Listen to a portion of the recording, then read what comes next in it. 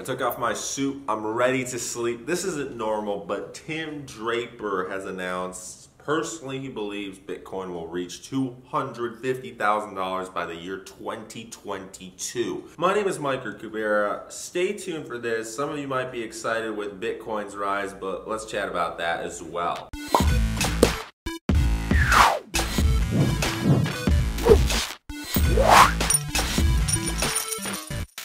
So I just flew from Poland to Vienna, of course, making sure to get some Vienna chocolate after about having half a kilo of chocolate already. And here we are in Athens. So for the last preparation before I head to bed, let's chat about Bitcoin because we saw the markets go haywire from $6,000 to $8,000 in Bitcoin.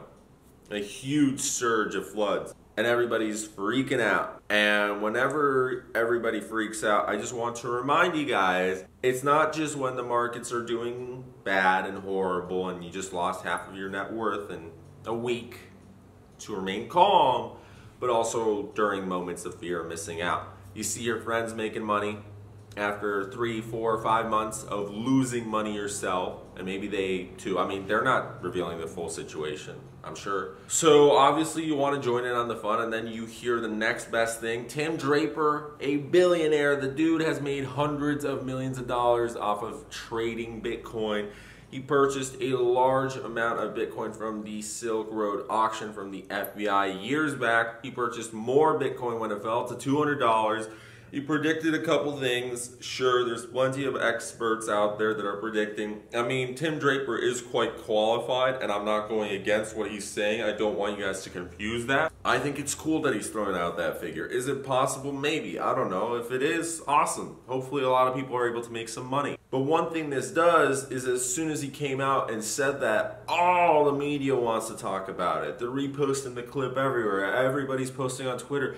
Oh my God, it's an amazing time to buy Bitcoin. Okay, so Soros and the Rothschilds and Rockefellers came in. Okay, not the Rothschilds, but you know, conspiracy theories as always. It's right before consensus. Ooh, consensus usually changes everything up. So I guess the bear market's over, right? Don McAfee said it's gonna be $1 million, so $250,000 before John's 1 million doesn't seem so bad.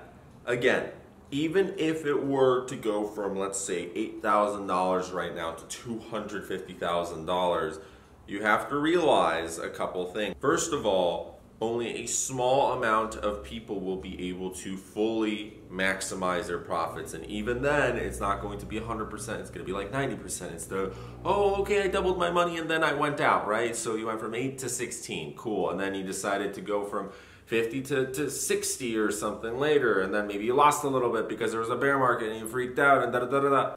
Those small minority of people have been trading cryptocurrencies for months or even years now. They have been affiliated with many projects. They've had years of experience maybe trading Forex or stocks or working with government bonds. I don't know, but something to do with business that has prepared them for these positions. Maybe they're really good at math. Maybe they have some crazy sources and connections. I mean, some of these guys are working with a couple $100 million or even billions of dollars worth of digital assets at their front. Of course, they're able to manipulate certain local markets. If you do make money, a lot of people from 2017, the biggest lesson they learned is not the regret of going into cryptocurrencies. It's the regret of not selling off a percentage, setting limits for yourself, saving that percentage and investing that percentage. Save to invest further. So you go from a low risk business to a high risk business, and then you can cycle it through, where from the high risk business you get money that goes into a low risk business, so you can get more money from the low risk business into a high risk business. Great. So instead of 100% holding, hodling forever, right? Set limits for yourself. If it goes down below a certain limit, you sell. If it goes up above a certain limit, you sell. Then you try it again that day or that week or that month or whenever it is, but you have limits either which way. It's not just down when the markets are crap. Maybe everybody's just getting a false sense of excitement. Me, personally, I'm not too affected by this. I don't really care. I got into the point where, of course I'm emotional. I'm not gonna lie to you. It is crazy seeing what's going on over there, but I think I'm getting closer. I'm definitely not there yet, and it's gonna be a long time. I'm guessing even months or years before I'm at 90% level of emotional stability when I see something like Ripple or EOS just bounce up 45%, 25%, after you saw negative double red digits. Sometimes for days, and you're like, oh, okay, just lost 90% of my portfolio. I mean, personally, I didn't have any Ripple, but I know people who, it takes some restraint. People who know what they're doing are able to afford all of these losses. They're able to ride for months and months longer than everybody else is. So if you're dealing with less than 5 figures especially, set those limits, sell off a little bit, go into other things, diversify, always learn more, and hopefully you'll be able to do well. In regards to Tim Draper, if you're curious, I definitely study him more. Go to some of the conferences that he's speaking at. He's a pretty chill dude. I saw him at North American Bitcoin. I didn't see him there. I saw him at Dallas. He was wearing a Bitcoin tie. Cool. I don't know. The man made his money. He doesn't care anymore. Also examine biases of whoever is going out into the media and reporting something or saying something. Why would they say it? Does it benefit them some way in saying that? Of course it benefits from the simplest perspective, because they're supporters of Bitcoin. They have hundreds of millions of dollars of Bitcoin. I'm sure McAfee has a fair amount, and Draper and Shrem and the Winklevosses and everybody who has just a lot of Bitcoin. Every time they say something, they want the price of Bitcoin to rise.